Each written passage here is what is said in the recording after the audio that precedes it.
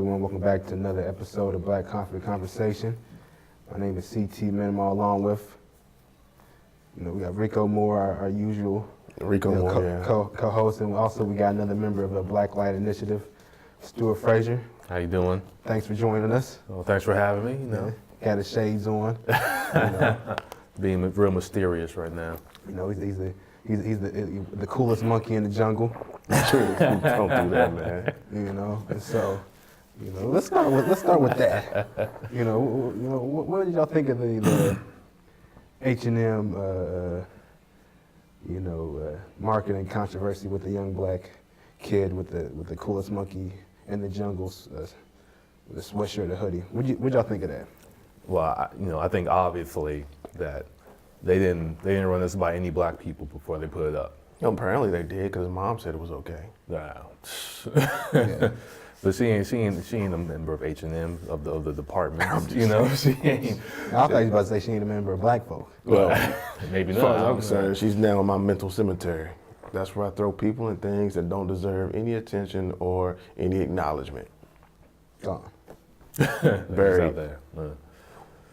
I mean, I think it was just disgusting, personally. I think it was just terrible that they would even have the concept to do it, and then put it on there, and then actually put it out there, and think that that's all right. Like, it's not okay to call black people monkeys in 2018. Like, how many times we gotta go over this? Well, why not? I mean, shithole countries. I'm just saying. It's not right. We can't normalize this type of ridiculous, reckless, racist behavior. We can't be up and just say like, oh, this is okay. I think we just gotta fight back against that every single time it rears its head. So, but how do you do that when you have a president who seems to fan those flames? Well, I think we resist against that too. We don't normalize his behavior. We don't normalize, Agent 45 and all that he does. But it is normal. Well, it shouldn't be, and we shouldn't tolerate it. No, but honestly, let's be honest. It's normal for him. That's their normal behavior. The problem is, to me, is that most of us, black people, we look at it and it's the subconscious messages that are sent that, in my mind, subconscious is much stronger than the conscious. I mean, it runs your body, it does, you make thoughts, you do all this stuff without even having to verbalize it or think about it. So when you send subconscious messages, like having him as president and doing all the things that they do, it resonates deeper than outright point blank calling somebody a nigger. So when you have police officers killing black people and then you find them not guilty or you don't charge them, or you have, you talk about the opioid epidemic and the face you see of people who are addicted to opioids are white and they deserve treatment. Yet when you show somebody being arrested and getting a whole lot of time, they're black. So that sends you the message that the black people are the problem with all the opioids and the white people have an issue because they have a medical issue. Get them some help, send the black people to jail. So to me, his rhetoric, his actions are normal. The subconscious messages, which are truly, they're abhorrent, they're super strong, they're stronger than conscious messages. It's done so often that it is normal for these people. Yeah, I agree. I think the subconscious messages you were talking about, absolutely, I agree with that. That's coming through, and people are internalizing those kinds of things. But it may be normal for them, but we as a community, as conscious people, should not be like, oh well, this is okay. Maybe it's normal, but it shouldn't be tolerated. See, that's the problem I have, because what you just said is not normal. It's not normal for most of us to speak up and say, well, damn, that's wrong. They don't pay attention to the fact that we go to jail, they go to rehab. That's our biggest problem. I think it was Huey that said the fact that you want to hang me, that's your problem. The fact that you have the power to hang me, that's my problem. And that's the problem we have right now in society is the fact that they want to do this stuff and send these subconscious messages, that's their problem. The fact that they have the power to do so, that's our problem. And a lot of times we're not stepping up to acknowledge the fact that we do have that problem. And the problem is letting them be in positions of power to control us and not stepping up and saying something about it to our kids and showing our kids, you know, this is wrong. Instead of saying, well, you know, that's how it is. We just got to learn to play the game. Fuck the game. Change the game. Well, here's my issue. Oftentimes, you'll never win the game when they're making all the rules and they're the referees. Well, also, you'll never win the game if you're never on offense. Think about it. You know, previous, 3 or 4 minutes, y'all going back and forth. Basically, it's a reaction. We're reacting to, the ad campaign. We're reacting to President Tangerine's comments. True.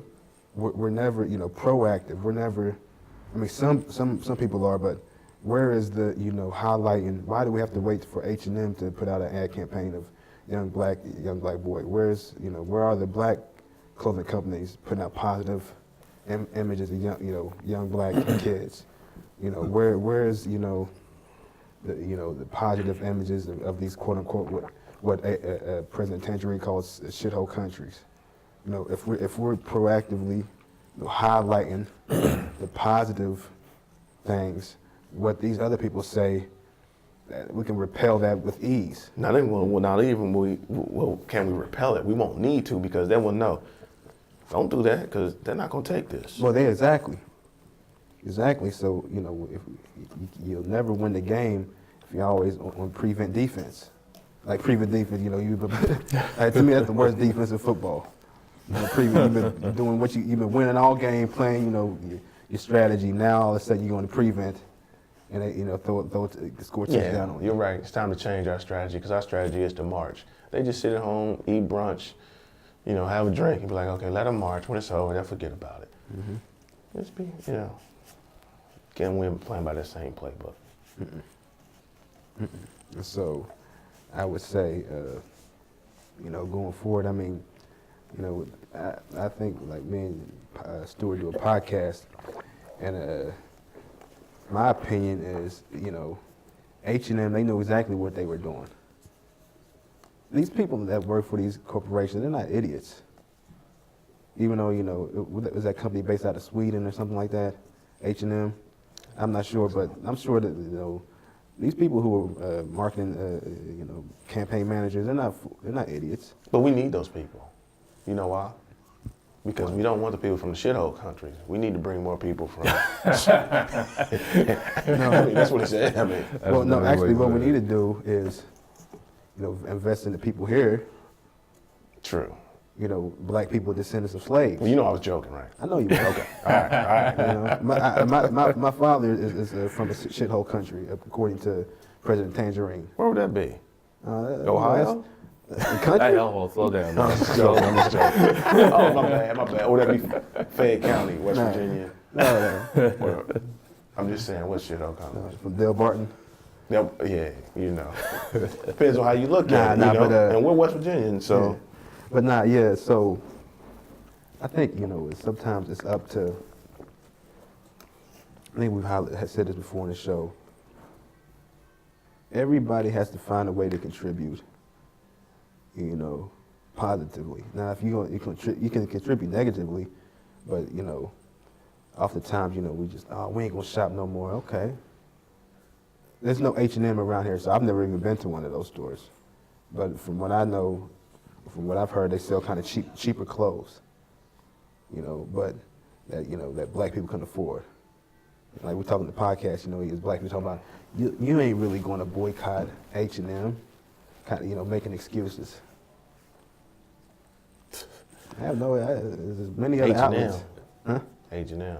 What about that store over on the west side? What store on the west side?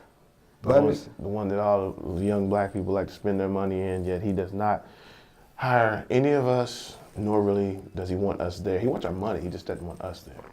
Who, Butters? I don't know anybody named Butters. No, okay. Well, I mean, I think that's the issue right there. Is that his you know? name, Parquet? Nah, I don't know. I mean, I think that's an issue right there. I mean, why are we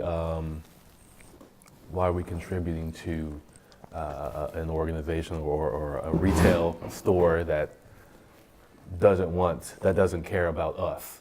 You know, I don't know which store you're talking about exactly, but I know the type of attitudes you're talking about, and I think that's absolutely wrong. You know, and I think that we have to become aware of these types of attitudes. I mean, the dollar bill in the black community is very strong, and it can be strong, and unfortunately, we don't use it on our own businesses. It's like having a wrench and not knowing, and instead of using it on your car, you keep working on everybody else's car and letting yours fall into disrepair. Right, exactly. You know, so the black dollar, the black voice, the black movement, the community. I mean, it can move mountains. I mean, we in West Virginia, we can move these mountains if we came together and actually mobilized towards a common goal of enlightenment and betterment, for sure. But that involves people being aware and waking up. Also, I think, it also involves, getting into other industries outside of, the main, black businesses that you normally see. To me, there's only two of, that one that I can go, any average Joe can patronize at any given moment. Is a soul food restaurant, or a barber, or a hair salon. Right. Think about it. Like, what other, let's, like, here in Charleston. You mean that West we Virginia, do or that we can't? Like right now, on a daily basis, That we own. or on a weekly basis, like, let's take, for example, we all go to the grocery store. Black-owned grocery store around here. We all, go to the convenience store to buy, a little pack of gum or a, 20-ounce, drink. And gas. I mean, we all not everybody, but black people have cars. Miles, you see what I'm saying? I know. Miles is the only person I know that owns a convenience store and a gas Miles, station, and it's not close. Well, it's maybe 30, 40 miles outside of Charleston. It's in Montgomery, isn't it? Outside of Montgomery, actually. Yeah, and, that's what he was telling me. But and kudos. I tip my hat to him. Yeah. But I'm talking about like here in the Charleston area. Outside of if you want to get some food, or get a haircut, or get your hair done. Well, even food, there's only one restaurant. Well, no, it's two now. There's one in South Charleston too. But also, we got people selling platters on Facebook. I'm not on Facebook, bro. They people sell platters on Facebook. That's big business. Yeah, no, it's true.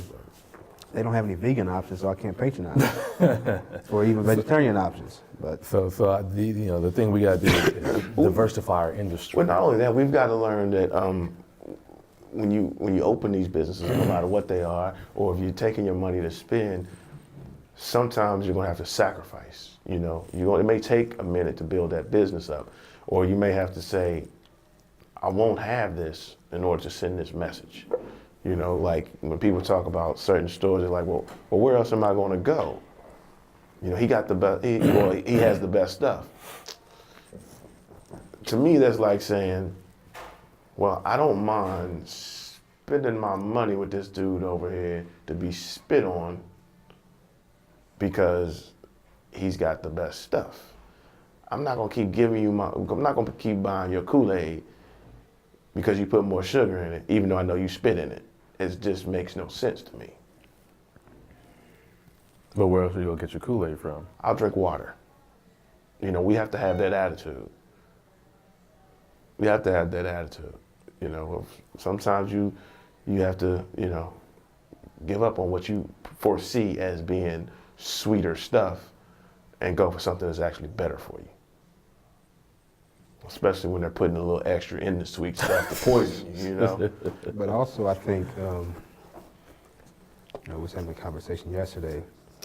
sometimes it comes down to customer service and presentation.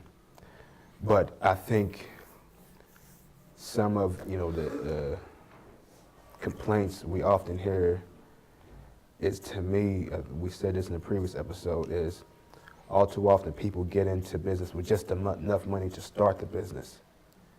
And so other things lack, like your customer service might lack because you're the only one who can run the business, so you're a little aggravated. Right. You don't have enough money to hire, extra help. Or you don't have enough money to get proper, advertisement instead of printing it off your HP, the LaserJet printer. Black and white, shoddy looking, janky advertisement with flyers. But we've also got to give them a little bit of leeway. We're a little hard on us sometimes. Like when we first start, like instead of just saying, "Oh, this doesn't work out, and I don't like this, I'm never coming back," you might want to say, "Look, bro, you need to step up your game a little bit on this. I'm gonna try you, but you need to step up your game." Whereas if it's them, and we get treated bad, we still come back. Now, you know what they always say. That's why I don't like doing business with black people, when something is not absolutely right the first time. You know that. Yeah. That's the Willie Lynch syndrome. Yeah, that's what I'm saying. We got to combat and say, instead of just doing that, say, look, maybe I can send you an email and say, look, these are some things you probably need to fix if you want to keep us as your customer. So, I mean, it's a little give and take to me on both sides. Like, have y'all read Claude Anderson's book, Paranomics? Oh, yeah. Have you read that? A little bit. And there's a chapter in the book, and he says that, it may be like earlier in the show I was talking about, we don't diversify our options, but sometimes it's good to corner one particular industry. Let's take clothing for example. If you can get your stuff from the manufacturer to the designer to the daggone truck driver to the clothing store. If you control from reception to hitting the cash register, Yeah. that's something that should be done instead of just saying I'm just going to sell T-shirts online, find a black manufacturer, then shoot, let's buy a truck. Or but sometimes the point of entry into certain things we're limited because of the economics behind it. True, but we spend more money than just about anybody else. So, limited as we are, there is some money there. So I think that what we spend and how we spend needs to be a little better thought out. Mm-hmm. If you can find a way to buy those $200 Jordans, you should be able to find a way to save, because you make like $5-6 in a year, some of them. And if you got kids, sometimes you're spending more than that, but then you're late on your rent. Some people are. So if you can find a way to save your money and put that towards something that that's going to benefit you. So it takes a little bit of. It's a little discipline. Yeah, a little discipline, a lot of discipline. And that's economic forethought. Yeah, and I would even say, even if you have an online business, I mean, the internet has given many people the opportunity to just get in and sort of, you can save a lot of money coming into a business by just having it, an internet online business. You don't need necessarily a brick and mortar building anymore. But so that's where you can save money, and that's where you can, put that towards, whatever business or whatever model you have. Yeah, I agree. I mean, we got people, So if I start a new business, I expect y'all to support me, right? So how much you got? need? All right. No, I don't. Not economically. Yeah, man. Hey, listen, bro. But you got people, making careers off of YouTube and Instagram. You talking about people buying $200 Jordans. Do you know there are both males and females who review shoes on YouTube, take nice pictures of them, do nice, you know, cinematic, you know, we call vlogs, like video blogs or whatever. Companies send them shoes. Yeah. So instead of, and they selling their own merchandise and all type of stuff. So you getting companies to send you shoes that you get to keep. You're selling your own merchandise. Then sometimes you do buy your own little sneakers here and there, but also you get paid by YouTube as well. Listen, I'm not knocking your hustle. So there's many ways, you know, to get it. And I think sometimes we're talking about, you know, businesses around here in Charleston, but sometimes, you know, if we can start, like Stuart was saying, start the digital route, then bring, you know, money, bring your digital route Local. back to your brick and mortar local. I mean, I agree with that. And don't get me wrong, I'm not knocking your hustle. I'm just saying, if you can buy $200 and $300 Jordans, then you should be able, before you do that, make sure you take care of your needs, your rent, and all that stuff first. You know, that's what I think about it. But, and I'm not knocking people who want to buy $200 and $300 Jordans. All I'm saying is, they're sneakers.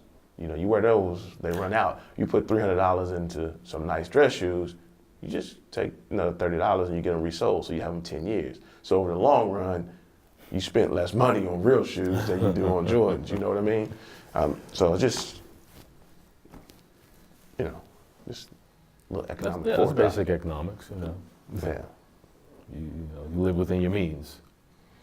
Right, sometimes you spend more up front, but you get more bang for your buck down the road. Yeah. You know, when it comes to stuff like that, because. Well, I don't know, you know, I think that a lot of people, well, I'll speak for myself. I don't know a lot about, it's been difficult to, you know, to know how to manage money sometimes amongst the black community, I think. Hell, man, I didn't. I had no Nobody idea. really teaches you that. And I'm still not great You know at what I mean? it, but Yeah, I try. Yeah. Shoot, you know, they say like damn near 50% of black people are unbankable. What that means is they didn't, you know, overdrafted so many times with so many different banks, you know, when they go to, you know, sign up for a bank account, you know, warning sign pops up like, you can't open an account. So that's like the first of the month, like, you know, if you go to the post office, you see a line of people, you know, getting money orders to pay for their, you know, utility. It's just, it boggles my mind when you think about it. But, you know, because, I run a business, and we do payroll, we do direct deposit. And like, sometimes I get people, you know, changing their, you know, I've had, you know, a couple individuals like changing their accounts 2 or 3 different times. I'm just like, I mean, what's going on? And that's what's happening. You know, they're kind of spending more. And some people, like my grandmother, did not trust banks. So first of the month, we had to put her in a wheelchair, take her to get her money orders. She's like, no, I lived through, you know, banks closed and Great Depression and all that. She was like, she used to be like, you know, a man with a shovel should never be broke. I'm like, damn, does that mean I can go dig a ditch? You'll figure it out. She's like, no, put some money in the ground. Put some money where you can always touch it, because you can't touch those, you know, always trust those banks to stay open to keep your money for you.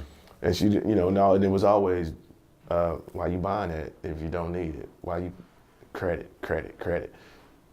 No, if you don't have the money, save it till you can get it, because, you know, if you keep putting everything on credit, which, by the way, you end up spending $120 for $100, and that's if you pay it on time, you no longer work for yourself or work for your job, you're now working for the credit card company, and you're paying them to work for them, you know?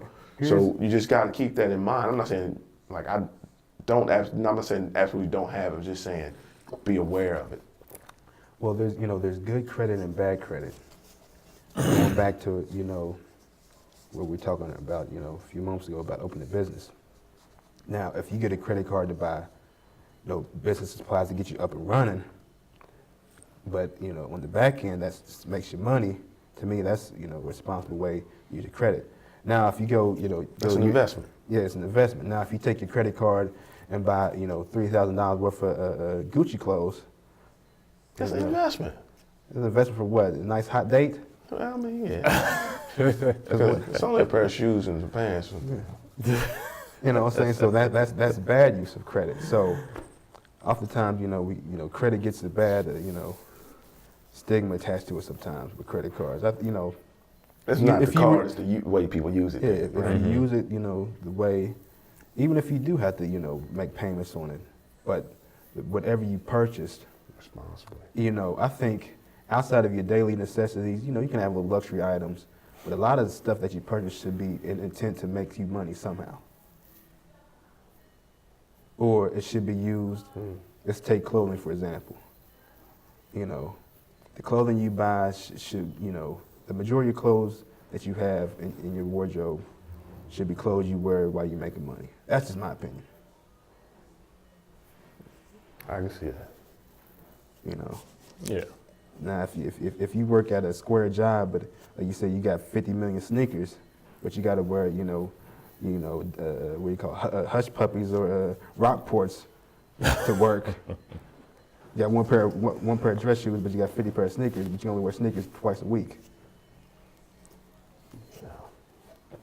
Man, I see your point. Hey, you only got one life to live, YOLO. You only live once. Let me ask you a question. You're an attorney, Rico. When is that trial for the man that murdered James Means? When's that start? I'm not sure, to be honest with you. But we, because I know need as many got people pushed there as back. possible. Huh? As many people as possible should really show up at that trial. Because I know it got pushed back once or twice. Going back to earlier in the show, I remember when that happened. What that guy? I can't remember the man's name. Just another piece of trash off He's the street. just another piece of trash off the street. Just the coolest monkey in the jungle. That's what it sounds like to me. Mm-hmm. What do you mean by that? What do you mean? Just another piece of trash. When these people think the coolest monkey in the jungle, that's a Deep. derogatory, phrase. What do you mean the coolest monkey? It's a dehumanizing, I The think, dehumanizing, mentality. exactly. I'm not going to look at you as another person.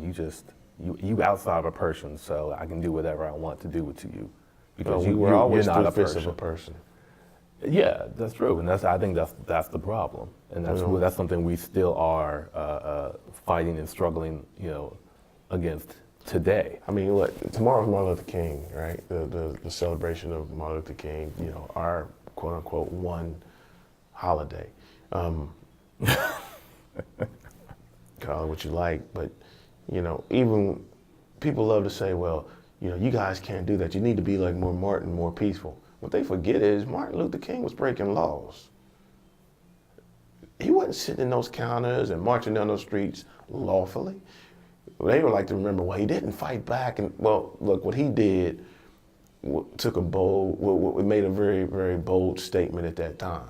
It just showed how inhumane these people were. But it was new because, TV was new per se at that time. People already know how inhumane these people are. So, and they continue to show it in the court systems every day. So to continue to stand by and march and do absolutely nothing, it's not going to garner any type of respect. They say take the high road. I think that's one of the stupidest things we can continue to do. When they go low, we go high. You want to do that? What's the answer? What's the answer? Yeah. In my opinion, you continue to fight in the courts, true indeed, but you fight out here too, in every way possible. And with the president and the quote unquote so-called leadership that we have, what they continue to do is instead of all of us at the bottom, black, white, green, whatever, brown, who have based upon what I've seen, I can't say I've heard them, all of them say this, we have no real value to society. Though black people and poor white people and any other ethnicity you can think of that has no real money. Well, not even I can't even say money, that have no real positions of power. Mm-hmm. We don't count. So what do? They continue to fan the flames and keep us fighting. Until we figure out that The real fight is not about money, but it's about putting different people in positions of power with different lines of thinking. No real progress will be made. And as far as we go, talking about, well, we need to gain money, more economic status, we do. But it's not going to change the people who are in positions of power. It's not going to change their thought process, because guess who controls the money? But my thing is, you know, to sit back and try to, you know, change somebody's thought process, to me is a waste of time. It's not what I said, though. I know it's not what you said, but that's, people say that. Yeah. Because have you seen some of these, I've seen like 2 or 3 different stories, like ex-KKK member now, you know, has turned a new leaf, and he's married to a black woman and stuff like that. Or I seen a story like some black guy was going to try to convert all these white supremacists. To me, that's a waste of time and energy.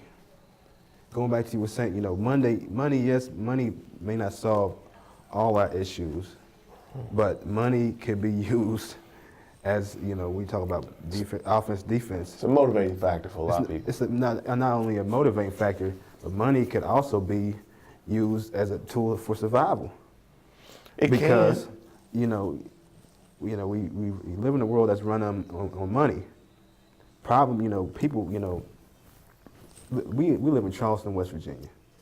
You know, one of the poorest, you know, states in the country.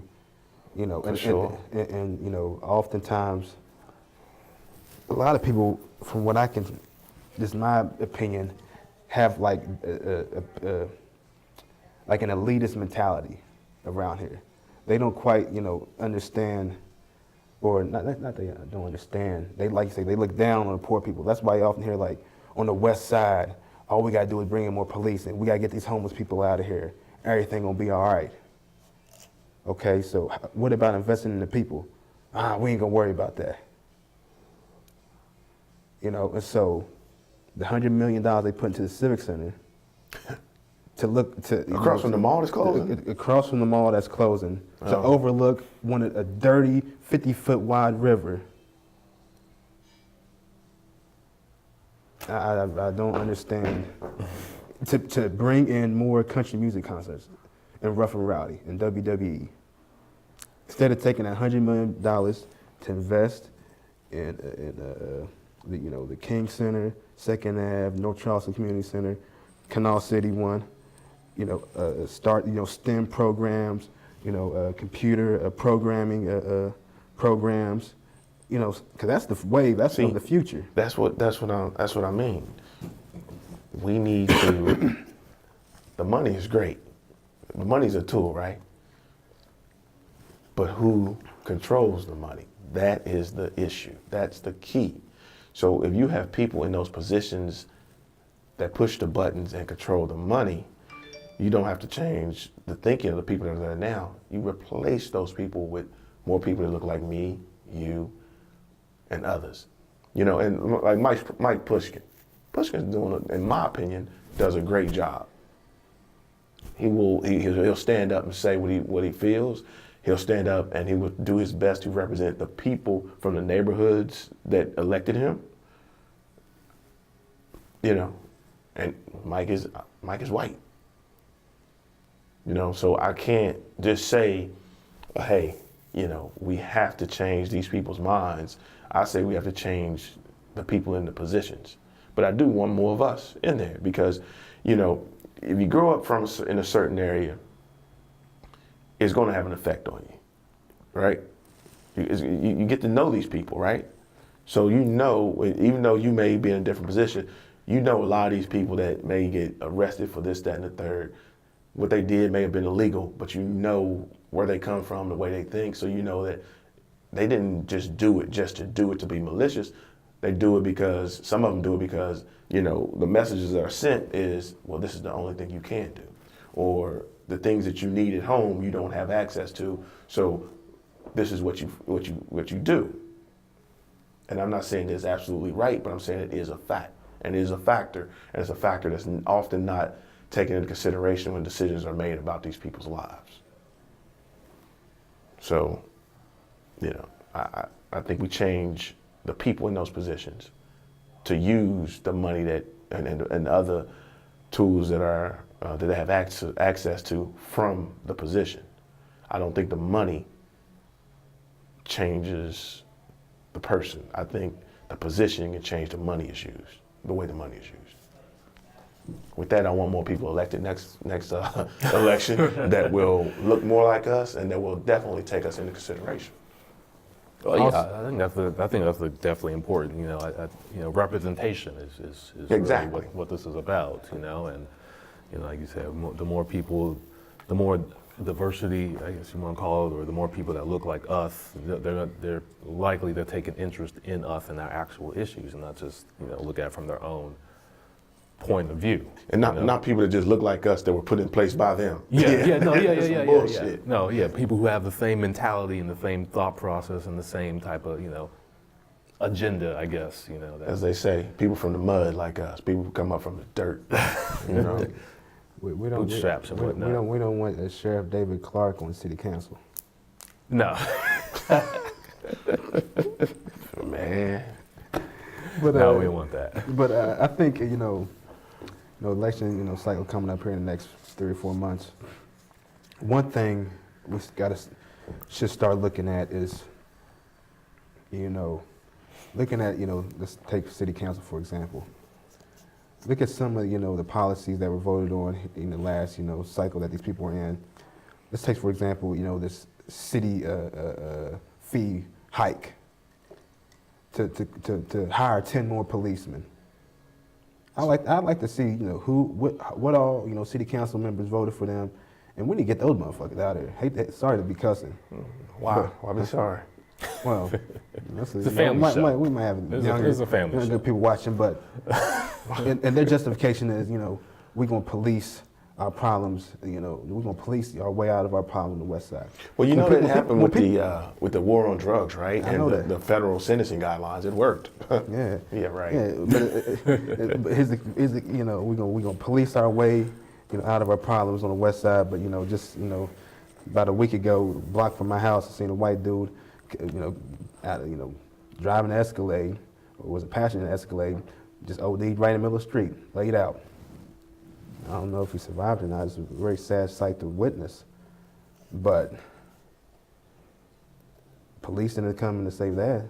It was paramedics. Police do not prevent crime. What prevents crime is a community who has an outlook on life that the future is going to be better than what it is now.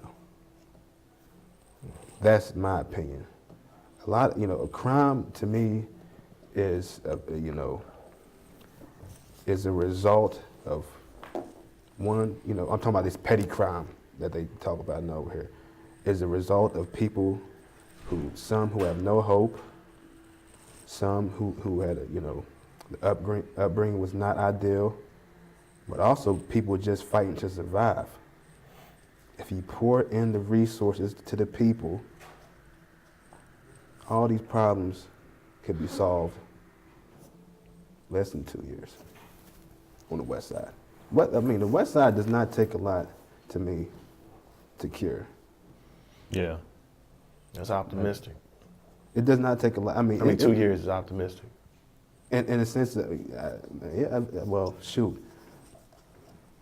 You give, real, after school programs for these kids, not this thing we're just going to send them off some center just to get a sandwich. Give them real, tutoring, give them after school, computer programming, programs or STEM, something like that. They taking away music from schools, music programs, stuff like that. Get these kids to, experience other things. Because to me, it starts with the kids. Some of these, 40, 50-year-olds, you can't be worried about them no more. I hate to, not saying they can be worried about them, but, to me, the future is going to be built off the youth. And that's when you have to plant the seed while it's, while the soil is fertile. Soil is fertile. Mm-hmm. Yeah, I mean, you do. You have to. You have to change their way of thinking. I mean, they're being bombarded by negative, subconscious images, you know, and Yeah. you got little black girls thinking their little black boys are going to jail because that's what they see on TV. You know, when they grow up, they're going to be this basketball, football player, or they're going to jail. So you got little black girls thinking, well, black men are no good. And that's a horrible way of looking at it. Or you got little black girls thinking, I want to be a stripper in Atlanta. Which if that's what you want to do as a grown up, that's fine, because it's your choice. But I'm saying when you put that in their head that that is what they have to do, or they have to rap, or they have to sing, or they have to whatever. Mm-hmm. Not a lot of choices, not a lot of opportunities, not a lot of ways. Well, even if there are choices or opportunities, they can't see them. They've been mentally blinded. Right. You know, so you know you're right. I think we start with those kids, and you interject into those kids positive imagery and positive messages. Because I know every morning my daughter has a positive mantra she has to say, and she's 2, and she'll tell you it every morning. So. I mean, I think that's right. You know, what Biggie said. You know, coming from the streets is a short stop. Either you flinging crack rock or you got a wicked jump shot, and that's all they see, and that's all they got. That's all they can do to move forward. But you know, we provide these opportunities. We provide money into the community. You know, resources. You know, like you said, if they don't see a way out, they don't see hope, then yeah, they're gonna turn to crime. They're gonna turn to all these different things. That's not a positive thing. You gotta give people the opportunity to do other things and then you know, get themselves in trouble, I guess, you know? Well, yeah, let them find their natural talent and have that rhythm and that natural flow, that the river follow its natural course. You got a kid who loves to draw, you let him know that there's an opportunity for him in this world as an artist. You know, and it's not, you may become financially successful, but more than that, you may become spiritually successful in terms of, you know, you may make a lot of money, you may not, but you can be happy. You can still do what you do and be a productive member of society and raise your kids and, you know. And I think it is up to us to sort of be able to recognize, you know, those kind of talents and to be able to say to the youth, hey, you do have another way out.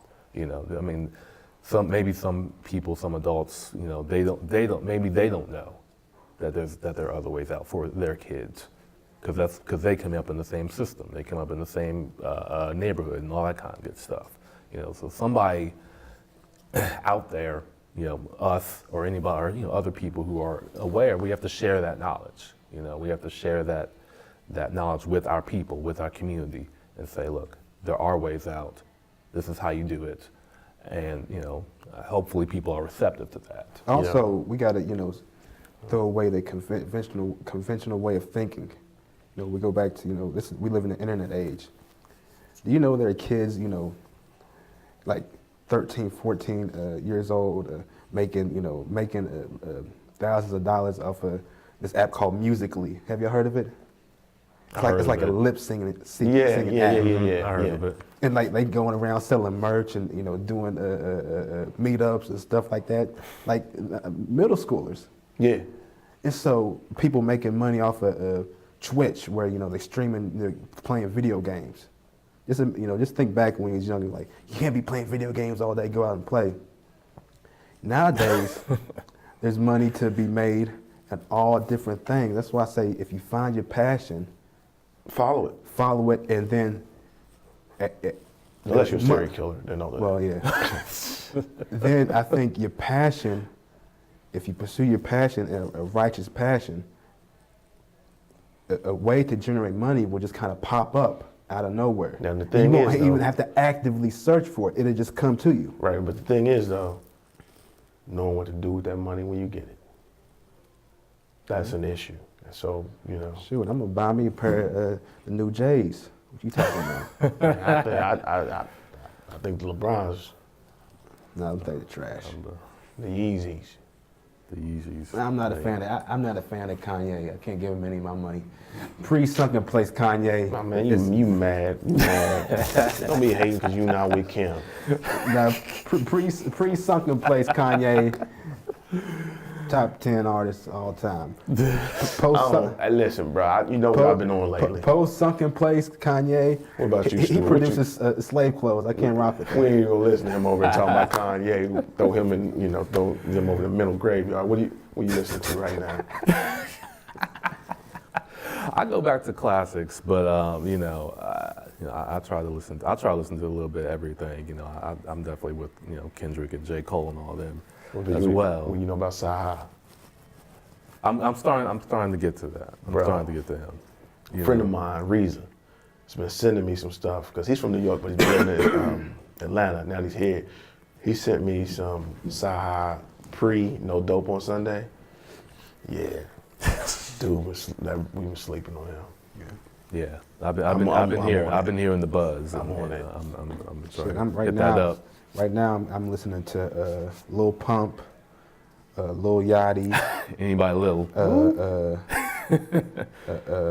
Ugly God. These are I can't these are hear it kitchen all over my little utensils. graveyard. I'm That's listening from to deep down in the grave. what's that guy's name? 21 Savage. 21 Savage. All you gotta 22 do Savage. is leave like a trail of pills and syrup on the ground, That's unfortunate. and they'll follow to wherever you want. I'm just, Shit, maybe we need to lead them a trail to the daggone library. gotta read, gotta open it. Gotta open the book once you get there. Yeah. The thing about hip hop, I think, even talking about those artists, they speak in their truth, and if that's their truth, then I think that's an issue that the community needs to address. I agree. If that is their truth, let it be yours. Stop pushing your addiction on everybody else, is all I'm telling you. Quit leading these kids into believing it. That is cool. That's the way to do something. That's my issue with it. When I'm older than you guys. I grew up on hip hop when you had to have something to say. Even your party music was okay. It was fun. It was lighthearted. It was party music. But to be a true lyricist, you had to have something to say. But also, I always thought in hip hop, but in life in general, but in hip hop especially, being a drug addict or a fiend was whack. That's why I always thought in hip hop, being on dope, that wasn't nothing to be bragging about. Where'd you grow up, Stuart? Cincinnati. I mean, what area? Nice area? It was hood adjacent. Okay. All right. Yeah. By proxy. Well, Yeah. it was like the hood was over there and we could see it, Right. but it wasn't all hood. You know what I mean? Right. I lived in the projects. So there were drug addicts everywhere, and you damn straight, it was never cool to be a dope fiend. Even the dope fiends would tell you not to get high. Yeah, but that's what I'm saying. Like, how did we transition from that into these? They talking about, I'm on that lean, I'm on the Percocet. Because all of a sudden, that's what gets all the music play and the airplay, and the people, once again, who make the decisions, they chose to pump this. Yeah, we got our name Lil Pump. So yeah, so they chose to put this out there. So that's the message that they're sending to our kids, which is retarded. But but at the same time, I mean, this is this generation's drug of choice. Back in old hip hop days, it was weed. Even weed. Tupac, Biggie, all them, all the greats, they all smoked weed, and they did. Right. And they were saying that they was doing it. But then when we got to the crack era, we heard them talk about slanging crack. Wasn't nobody talking about I'm smoking crack. True. But they were still complicit in the gears of it. We're complicit in terms, but when we get to crack, we got to go to the carry hearings and all that because they put the dope in the community, so on and so forth. Yeah. We were talking about selling it. We weren't talking about, okay, this is what you do doing it. That's a whole different.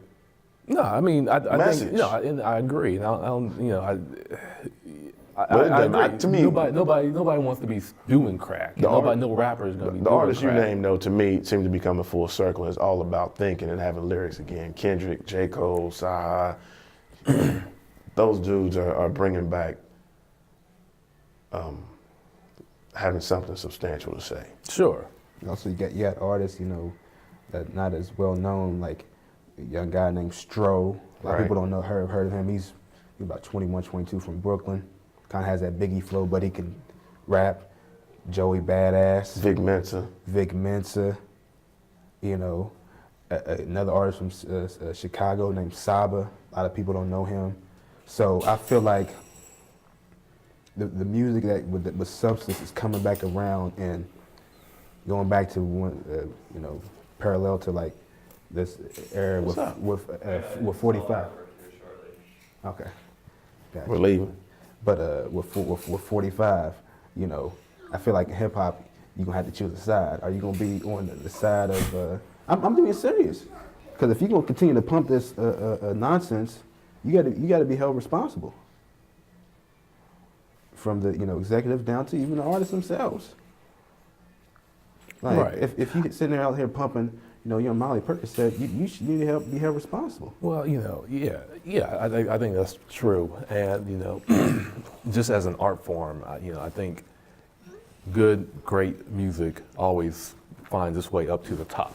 It always comes back to that. Even the darkest times brings out the best art, in many ways. Right. And we may be kind of going through that in some ways, in a lot of ways, and it brings out the best artists and it brings out the best type of art, and that's why you see this resurgence, I think, of lyricism. Some horrible shit going on, so we should have some great art coming out. Basically. So, Basically. with that, It's a great time to be alive. So I guess let's close out the show. You got any final thoughts, Rico? nah, nothing today. You got any thoughts, Stuart? Nah, I'm good. I mean, I think we said it all. All right. Hopefully you can join us again on future episodes. Yeah, love to. Good chopping it up with you, and we'll see y'all next time. Deuce.